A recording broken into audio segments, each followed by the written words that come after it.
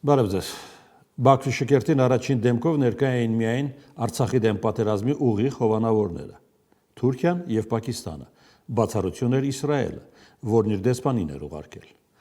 Մնացյալը կամ մերժել են, կամ բավարարվել ձևական եւ երրորդական մասնակցությամբ։ Հենց սա է հայ-ադրբեջանական կոնֆլիկտի Բաքվի օձիքից կախված միջազգային բալաստը։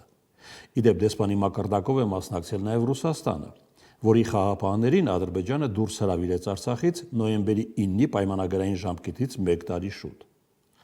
Ավելի խորհրդանշական էր նույն օրը սահմանի մյուս կողմում Հայաստանում Ռուսաստանի դեսպանի եւ ռուս զինվորականների մասնակցությունը Բաքվի խոցած ուղղաթիռի վայրում ռուս օդաչուների հիշատակի արարողությանը։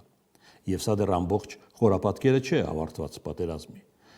Շքերթի նախօրեին Ադրբեջանի արտգործնախարարը հիշեցնում է, որ Արցախի ռուս զինվորականները զգուշացվել են սպասվող հարձակման մասին։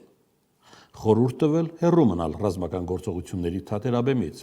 ինչն էլ արել են խաղաղապահները, թեև դա էլ չփրկեց ռուս սպաներին դիմահար կրակոցից։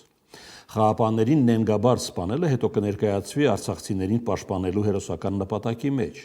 մինչդեռ ռուս սպաների գնդակարությունը ներառված էր այն նույն հրամանում, որով իրականացվեց Արցախի էթնիկ զտումն ու բենզինի մահաբերպայթյունը, խուճապի բարձր դոզայով։ Մնում է հարցնել 5 տարի անց, այս նենգադավ սցենարով վերջաբանը ստանալուց հետո էլ ինչ է պակասում Կարմիր բանակի արշավ Զանգեզուրի լեռներում ստանալու համար։ Եթե միջանցք ուզելը քիչ է, նոր կետ ավելացրեք նոյեմբերի 9-ի սև թղթում, որ 2020 թվականի սեպտեմբերի 27-ին Հայաստանն է հարձակվել Ադրբեջանի վրա, համ էլ կտեսնեք հայկական լյուստրացիան իր ամբողջ պերճանքով։ Հաջողություն։